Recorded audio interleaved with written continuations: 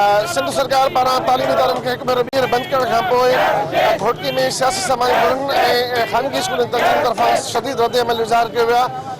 ख़ानगी स्कूलनि तंज़ीम समेत मुख़्तलिफ़ सियासी धुरनि जे एहतजाज में शरीक अॻवाननि सां ॻाल्हि ॿोल कयूं था त उन्हनि जो छा चवणु आहे। आप समाज तालका घोटकी जो ये मुतालबो है तो जो सिंध का सालन का वठी करे कोरोना की आड़ में जी तालीमी नाइंसाफ़ी ऐं माटेली मां वारो सलूक कयो वञे थो, असांजो मुतालबो है तो जल्द खां जल्द तालीम के बहाल कयो वञे, इदारा खोलिया वञनि। ॿी सूरत में असां समा न सिर्फ़ तालके घोटकी में बल्कि पूरी सिंध में एहतजाज जो दायरो वधाए जेके तालीम सां वेदन थिया आहिनि उन्हनि खे ख़त्म करण में पंहिंजो किरदारु अथो। असांजो मुतालबो आहे पूरे पाकिस्तान के ॿियनि सूबनि में कश्मीर में वज़ीरिस्तान में तालीमी इदारा खुलियल आहिनि।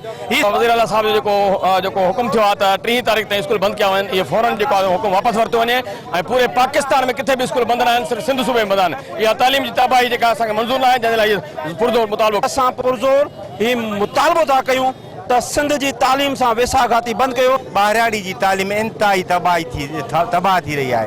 असां CM सिंध का मुतालबो करूं था त निजी ऐं सरकारी स्कूल जल्द खोलिया वञनि। एहतजाज में शामिल अॻवाननि पारां मुतालबो कयो वियो आहे त सिंध सरकार स्कूल बंदि करण वारे फ़ैसिले खे फौरी तौर वापसि वठे ऐं तालीमी इदारा खोलिया वञनि।